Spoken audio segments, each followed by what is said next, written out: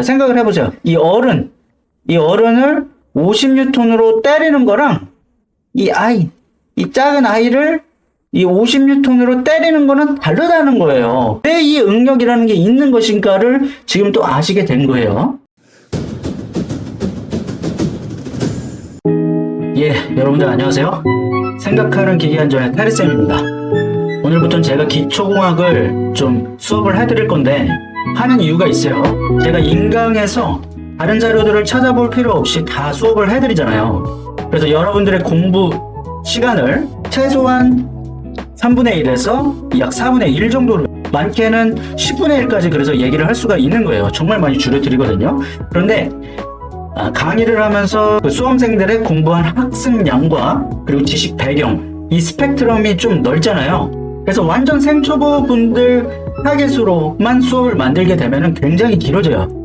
그렇게 되면은 좀 학습을 하신 분들이나 전공자분들이 수업을 들을 수가 없습니다. 너무나 길어져서. 그래서 그것을 중간으로 맞춰서 수업을 진행하고 따로 수강생 전용방에서 페어를 제가 해드리는 겁니다. 그래서 1대1로 이렇게 계속 지금도 이렇게 코칭을 해드리고 있어요. 코칭을 맞춤형으로 해드리고요. 그럼에도 불구하고 항상 그 사각지대가 있을 수밖에 없잖아요. 완벽하게 수업을 한다고 해도 공부를 하는 사람들의 몫이 있어요. 그래서 그 부족한 부분을 채우기 위해서 이 기초공학을 좀 만들어 보려고 합니다. 그러니까 먼저 인강을 듣기 전에 혹은 들으면서 좀 어려운 용어들이 있을 때 한번 이 기초공학 쪽에 와가지고 한번 다 들어보세요. 그런데 왜 비겁한 수업이라고 했느냐? 사실 제가 역학 기본서나 기초공학에 대한 책을 쓸 수도 있어요. 그런데 사실 저도 대학에서 학생들을 좀 가르치거든요. 그런 사람이 그 학문적인 아카데미컬한 거 말고 좀 굉장히 실용적으로 시험만 통과시켜줄 수 있게 용어를 좀 야매로 풀어드린다든지 아니면 쉽게 풀다가 보면은 완전 학문의 정석에서 약간 벗어나는 경우들이 있거든요. 쉽게 이해를 시켜주다가 보면은. 그렇기 때문에 그런 기본서를 제가 쓰고 싶어도 어느 정도 정석에 맞춰서 약간 깊게도 또 들어가야 되고, 그렇게 하다 보면은 또 비전공자들, 초보자분들한테 어렵게 되고, 그러니까 지도사, 기술사 기본서를 쓰기가 약간 부담이 되더라고요. 원래 취지는 굉장히 쉬운 기본서를 쓰려고 했다가도 쓰다 보면은 아카데미컬하게 약간 깊게 들어갈 수밖에 없을 것 같아서 계속 보류하고 있었어요. 그래서 저는 이 교실밖 기초공학이라는 프로그램을 기획을 하고 약간 비겁하게, 그러니까 조금 더 쉽게, 어떻게 보면은 정석을 조금 피해간 그러한 수업을 해드려야 되겠다. 즉 지도사 기술사를 취득할 수 있는 정도로만 쉽게 더 풀어드려야 되겠다라는 생각이 들었어요. 그래서 이게 얼마만큼 잘 될지는 모르겠습니다. 그런데 한번 최대한 쉽게 한번 풀어볼게요. 그런데 이것 역시 하려면은 굉장한 학문적 깊이는 필요해요. 제가 그 학문적 깊이가 있어야지 아주 쉽게도 풀어드릴 수 있는 거거든요. 그러니까 믿고 따라오시면 될 것 같습니다. 그래서 오늘 첫 수업은 응력과 변형률, 탄성계수, 이 재료역학에 나오는 가장 첫 번째 주제예요. 그런데 항상 제가 얘기했잖아요. 이 재료역학이 가장 중요하다. 얘를 알아야지 다른 그 기계공학 수업들이 퍼즐이 다 맞아집니다. 얘를 모르고 다른 것을 절대 잘할 수가 없어요. 이 기계 관련 기술사 종목들은 이 재료역학이 일단 기본입니다. 그럼 말 나온 김에 이 재료역학이 뭔지는 한번 살펴보고 갈까요? 말 그대로 이 재료가 부서지냐 안 부서지냐 그런 강도에 관한 것들이에요. 그러다 보니까 기계공학 혹은 이 건축 토목공학에도 이 재료역학이 들어갑니다. 그래서 기계 관련 종목 시험 중에서 또 가장 많이 나오는 것 중에 하나가 뭐냐면 좌굴이에요. 좌굴.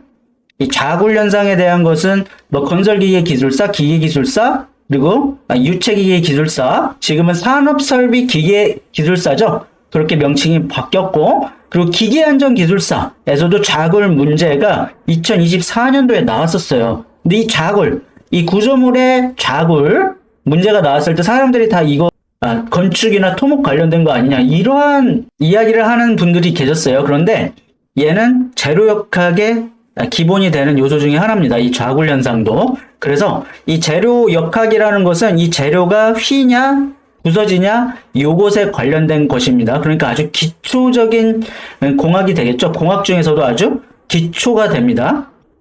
이 재료역학을 잘 알아야지 용접에 관련된 거, 그리고 기계 설계 관련된 거 다 연관이 있는 겁니다. 우선 이 힘이라는 게 뭘까요? 자, 이 수업을 들으면서는 어렵게 너무 생각하지 마세요. 학문적인 그 힘을 빼는 시간들이에요. 아, 이렇게 수업을 들어보니까 쉽구나. 이렇게 우리가 자신감을 키워가는 수업이 바로 이 교실 밖 기초공학 수업입니다. 그러니까 쉽게 생각해 보세요. 힘 줘가지고 누구 때리고 하는 거, 그게 힘이에요. 그쵸? 그리고 수험서에서는 하중이라는 말로도 많이 씁니다. 그러니까 힘은 또 하중이기도 하다라는 겁니다. 자, 그래서 힘의 종류에는 뭐가 있냐면 잡아당기는 힘이 먼저 있어요. 잡아당기는 힘, 이것을 인장이라고 해요. 잡아당기는 것과 관련된 것을 인장이라고 하고, 인장의 반대는 이렇게 누르는 것. 누르는 것을 바로 압축이라고 합니다. 인장과 반대가 바로 압축이에요. 상대적인 개념. 그래서 인장 하중이 이렇게 주어지면 인장 힘 혹은 인장 하중, 이렇게 같은 말이에요. 이렇게 잡아당기는 인장 하중이 주어지면은 이 재료는 어떻게 됩니까? 이렇게 되어 있던 게 이게 쭉 늘어나겠죠. 반대로 지금 이 물체를 이렇게 누르는 압축힘 혹은 압축 하중이 작용하게 된다면 얘는 어떻게 되겠어요? 이렇게 찌부되겠죠. 근데 찌부되는데 그냥 찌부가 되는 게 아니라 벌어지면서 이렇게 퍼지면서 찌부가 되겠죠. 요게 바로 압축힘에 의한 것이고, 그 다음에 전단이라는 게 있어요. 전단이라는 게 뭘까요? 전단은 어떠한 물체에 축이 있으면요, 이게 축, 가운데를 지나가는 그 선을 축이라고 합니다. 어떠한 물체에 이렇게 세로로 지나가는 그 선을 축이라고 보통 우리는 말을 합니다. 그 축의 어떤 방향? 바로 직각 방향. 이렇게 서로. 이 축의 직각이잖아요. 직각이 바로 요거잖아요. 그래서 요 힘이 여기에 이 물체에 주어지면은 직접적으로 이렇게 주어졌을 때 이 물체가 어떻게 되죠? 당연히 이렇게 되겠죠. 이렇게 된다. 요게 바로 전단 하중, 전단 힘에 의해서 변형되는 형태입니다. 그리고 굽힘 하중이라는 게 있어요. 얘를 굽히면 어떻게 돼요? 굽히면은 이렇게 굽혀지겠죠? 이게 지금 서 있던 막대가 굽히면 이렇게 굽혀집니다. 그렇게 주어지는 힘을 바로 굽힘 하중이라고 하고요. 마지막으로 얘를 이렇게 비틀어 꼬는 비틀림 하중이라는 게 있는 겁니다. 그게 바로 힘의 하중이에요. 그렇게 힘을 준다라는 거예요. 자, 그렇다면은 오늘의 주제인 그 응력은 뭘까요? 응력. 이 응력의 정의와 기호, 공식, 그리고 무엇을 의미하는지 그 느낌을 우리가 알아야 되잖아요. 실질적으로. 응력이라는 게 어떠한 의미가 있는지 우리가 아는 게 공부의 첫 걸음인 겁니다. 그런데 굉장히 간단해 보이는 이 응력도 모든 기본서의 내용을 보면 그렇게 간단치 않아요. 물론 지금 이 수업은 왕초보분들을 위해서 하는 수업이기 때문에 거기에 지금 눈높이를 맞추고 하는 겁니다. 그래서 비전공자분들이나 초보자분들한테는 이 간단한 개념의 응력이라는 것조차 어려울 수가 있어요. 막상 이 네이버 지식백과에 쳐보세요. 이 단어가 간단치 않게 나옵니다. 굉장히 복잡하게 나와요. 그래서 저는 이걸 좀 쉽게 풀어드려 보겠습니다. 자, 이 물체에 이렇게 힘이 주어진다라고 하면은 이렇게 힘이 주어져요. 이걸 압축하는 힘. 혹은 이렇게 잡아당기는 힘이 주어진다라고 볼게요. 이렇게 잡아당기면 이 안에서는 이것에 저항하는 힘이 생겨요. 항상 우리가 누구한테 맞거나 그러면은 이 내부에서 그것을 버티는 힘이 생기잖아요. 그것과 마찬가지예요. 이 내부에서는 이 바깥에서 주어지는 그 힘에 저항하는 힘이 생깁니다. 그 힘을 단위 면적으로 나눈 것. 그러니까 쉽게 뭐 단위라는 말도 뺄게요. 면적으로 나눈 것. 그게 바로 응력입니다. 그래서 내부 저항력인데 그것을 면적으로 나눈 값이다. 자, 근데 나는 이거고 뭐고 다 복잡하고 너무 어려워. 뭐 견디는 힘이고 뭐 그 안에 내력이고 그게 뭐야. 자, 그러면 그거 그냥 느낌만 가져가시고 더 쉽게 한 번 더 갈게요. 그냥 가해지는 힘 나누기 면적이다. 이렇게만 갖고 가시면 되는 거예요. 이렇게. 네? 힘 나누기 면적이 바로 응력이다 라는 겁니다. 응력. 그래서 이 정의를 지금 살펴봤다라고 한다면 기호를 어떻게 쓰느냐. 이 응력에 대한 기호는 정해져 있어요. 이 시그마라고도 합니다. 시그마. 이게 이제 이 그리스어 기호를 이제 많이 쓰잖아요. 우리가 물리나 수학 등을 하게 되면은, 공학을 하게 되면 어쩔 수 없이 이 기호들을 쓰는데 여러분들이 다 암기를 해 주셔야 돼요. 그런데 어떠한 것은 암기를 할 필요가 없어요. 그것도 제가 정리를 해 드릴 건데, 우선 이 응력이라는 것의 기호는 이 시그마, 이거는 반드시 외워야 됩니다. 그리고 쓸 때는 어떻게 쓰느냐? 이렇게 6자를 쓰면 돼요. 6자. 그렇다고 진짜 숫자 6자 이렇게 쓰면 안 되고, 좀 여기가 짧은 6자, 뚱뚱한 6자를 이렇게 써주시면 되는 거예요. 얘가 바로 시그마예요. 그런데 이 시그마의 그럼 공식은 어떻게 된다라고 했어요? 포스의 줄임말을 따서 이 힘을 F라고 합니다. 보통 F라고 해요. 힘을 P로도 표현하는 데도 있고, 그렇죠? 그리고 F라고 표현하는 데도 있는데, 그건 자기 마음이에요. 요게 너무 의미 두지 마세요. 얘는 의미를 둬야 되고 외워야 되는 것은 이 시그마인 거예요. 이 시그마 응력 기호를 아무거나 쓰면 안 됩니다. 힘의 기호는, 이거는 기호가 아니야. 그냥 자기가 포스의 줄임말인 F를 써도 되고 파워의 줄임말인 P를 써도 돼. 그런데 이 응력에 대한 그 기호는 아무거나 갖다 쓰면 안 되고 반드시 얘만 써야 됩니다. 시그마라고 합니다. 시그마. 그래서 힘 나누기 면적이 바로 이 응력이 되는 거예요. 그런데 여러분들 혹시 예전 중학교 때 물상 시간에 배운 거 기억이 나실지 모르겠습니다. 이제 연배가 있으신 분들은 물상이죠. 물상. 압력의 단위 혹시 기억나시나요? 압력도 자, 힘 나누기 면적이에요. 그래서 이 압력의 단위를 보면은 파스칼, 그렇죠? 몇 메가파스칼, 파스칼 이렇게 압력 단위가 있잖아요. 그렇죠?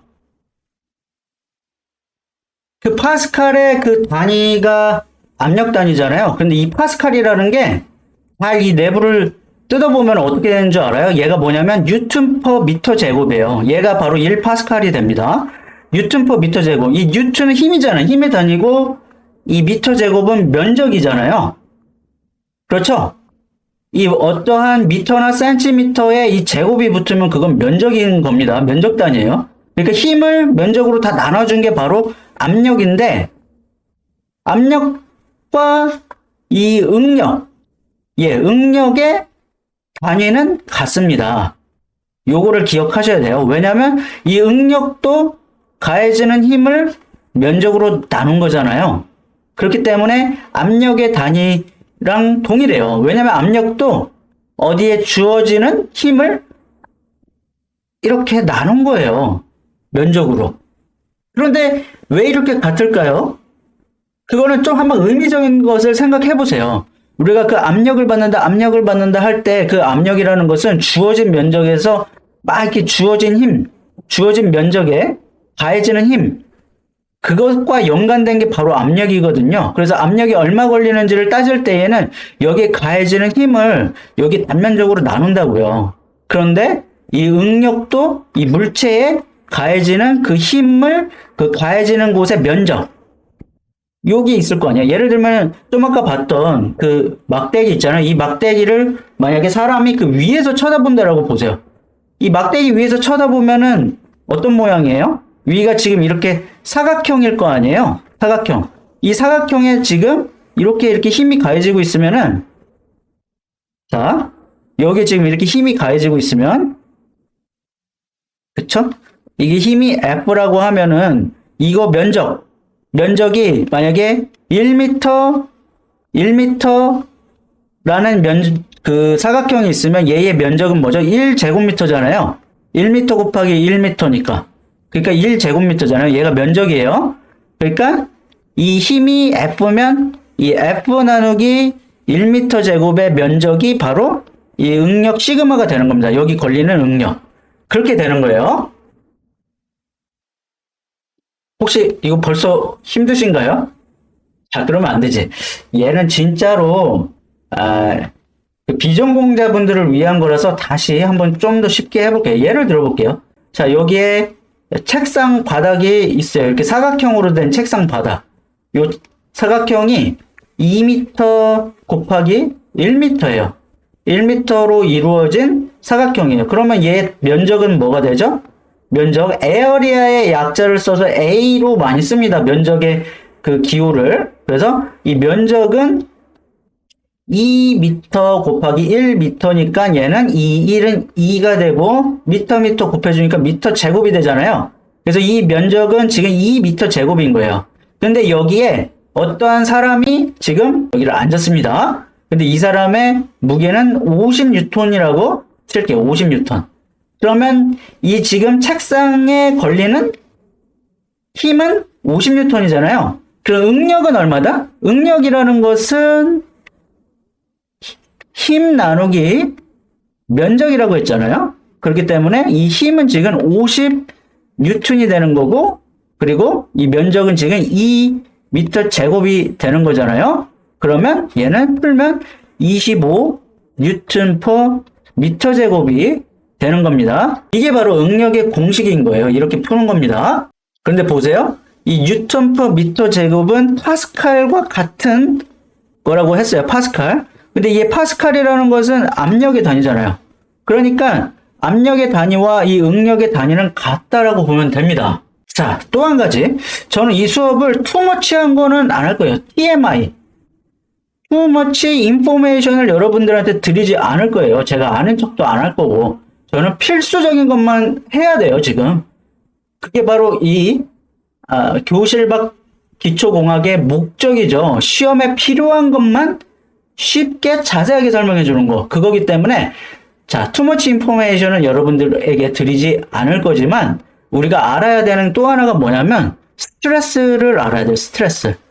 이 응력이라는 것을 영어로는 스트레스라고 합니다. 재밌지 않나요? 왜 스트레스라고 할까?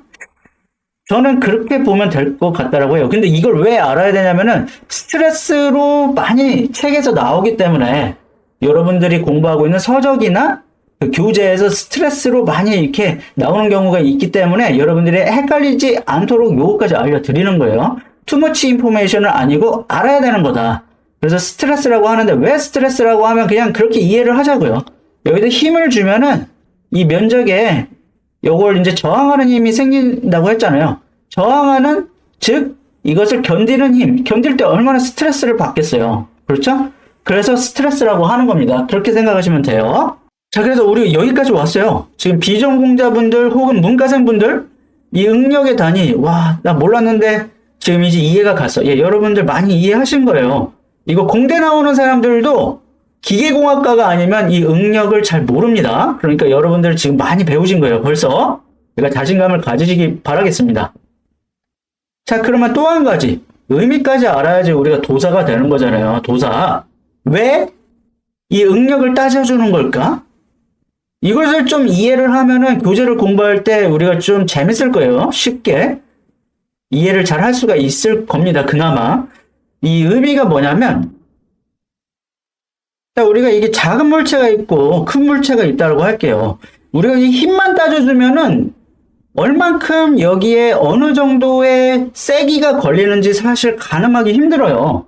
자, 같은 힘의 크기더라도 이 50N이라는 힘이 여기 주어지는 거랑 여기 이 넓은 단면적에 50N이 똑같은 힘이 주어지는 거랑 다르다고요. 자, 생각을 해보세요. 이 어른을 50N으로 때리는 거랑 이 작은 아이를 이 50N으로 때리는 거는 다르다는 거예요. 그렇기 때문에 이 면적 개념으로 그 같은 힘을 나눠주는 겁니다. 어떨 때에는 이 50N이 이 작은 면적에 걸려서 굉장히 강도가 세게 느껴질 수도 있는 거고, 어떨 때는 같은 50N이라고 하더라도 이 큰 데 걸리기 때문에 굉장히 강도가 약하게 느껴질 수가 있는 거예요. 자, 우리는 이러한 것을 따져주면서 그 재료의 건전성을 평가하고 싶은 거예요. 그 재료가 안전한지 안 안전한지 그것을 따져보기 위해서 힘만 따지는 게 아니라 그 힘을 여기에 있는 그 면적으로 나눠줌으로 인해서 강도가 얼마 정도 걸리는지를 알아내려고 하는 거예요.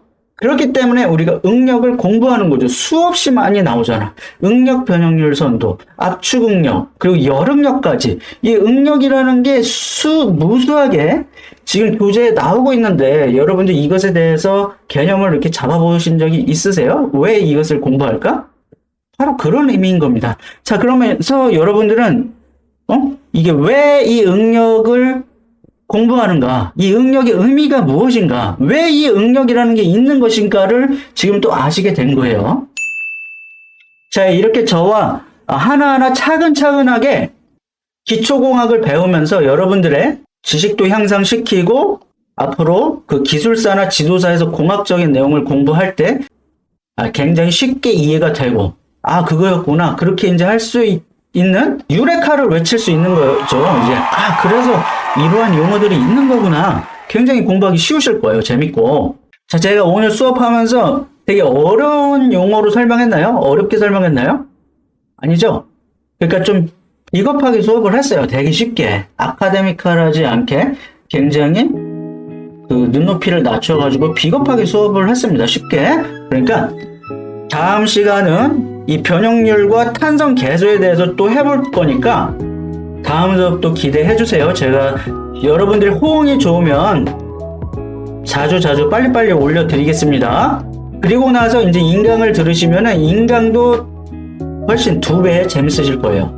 근데 물론 이 기초공학 여러분들이 안 들어도 돼요.